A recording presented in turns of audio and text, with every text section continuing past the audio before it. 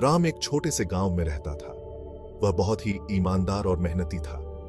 हर कोई उसे जानता था और उसका सम्मान करता था। वह हमेशा दूसरों की मदद के लिए तैयार रहता था।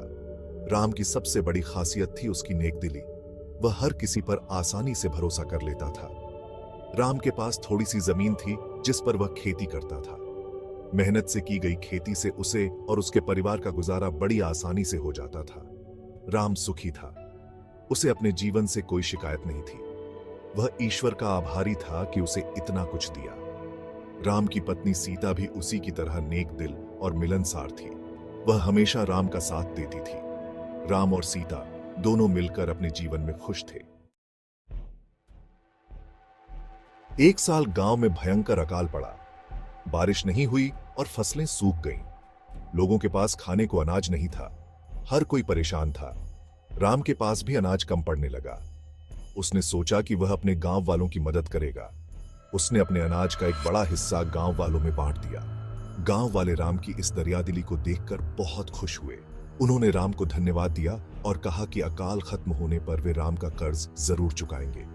राम ने कहा कि उसे किसी से कुछ नहीं चाहिए, बस सबका भला हो, यही उसके लिए काफी है। अकाल के दिन धीरे धीरे बीतते गए। राम ने अपनी मेहनत और लगन से थोड़ी बहुत खेती जारी रखी। एक दिन एक लालची व्यापारी गांव में आया। उसने सुना था कि राम के पास अभी भी कुछ अनाज बचा हुआ है। व्यापारी ने सोचा कि वह राम को अनाज कम दामों में बेचने के लिए मजबूर करेगा और फिर उसे ऊंचे दामों पर शहर में बेचकर मोटा मुनाफा कमाएगा। व्यापारी राम के पास गया और बोला, मैं तुम्हारा सारा अनाज खरीदना चाहता हूं। मैं तुम्हें अच्छा दाम दूंगा। राम व्यापारी की बात सुनकर हैरान हुआ। उसने कहा, अभी तो अकाल का समय है, मैं अपना अनाज कैसे बेच दूं? देखो, मुझे पता है कि तुम परेशान हो। मैं तुम्हारी मदद करना चाहता हूं। मैं तुम्हें तुम्हारे अनाज का दोगुना दाम दूंगा। व्यापारी ने लालच देते हुए कहा। राम को व्यापारी की बात सच्ची लगी। उसने सोचा कि अगर वह अपना अनाज बेच देगा तो उसे पैसे मिल जाएंगे और वह अपने परिवार का ख्याल रख सकेगा। राम ने व्यापारी की बात मान ली। व्यापारी ने राम का सारा अनाज खरीद लिया। उसने राम को बहुत कम पैसे दिए और कहा कि बाकी पैसे वह बाद में दे देगा। राम ने व्यापारी की बात पर भरोसा कर लिया।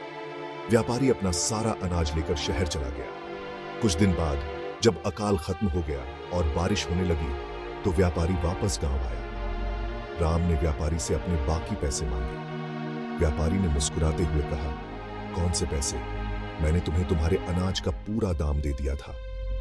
राम को समझ आ गया कि व्यापारी ने उसके साथ धोखा किया है। उसने व्यापारी से बहुत विनती की, लेकिन व्यापारी ने उसकी एक न सुनी। राम निराश होकर घर वापस आ गया। उसे बहुत दुख हुआ। उसे अपनी नेकदिली पर पछतावा हो रहा था।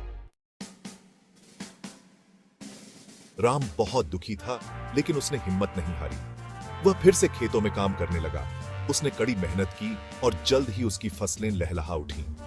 दूसरी तरफ व्यापारी को अपने किए की सजा मिली। उसने जो अनाज राम से धोखे से खरीदा था वह सारा खराब हो गया। व्यापारी को बहुत बड़ा नुकसान हुआ।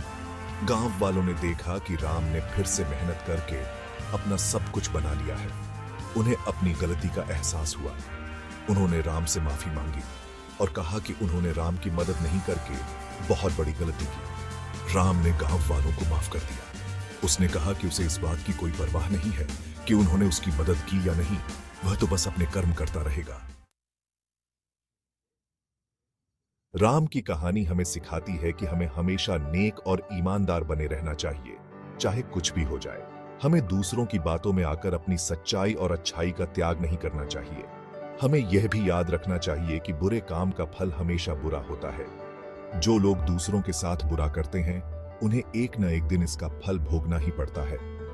राम की कहानी हमें प्रेरणा देती है कि हमेशा सच्चाई की राह पर चलें। सच्चाई की राह कठिन जरूर होती है, लेकिन अंत में यही राह हमें सुख और शांति की ओर ले जाती है।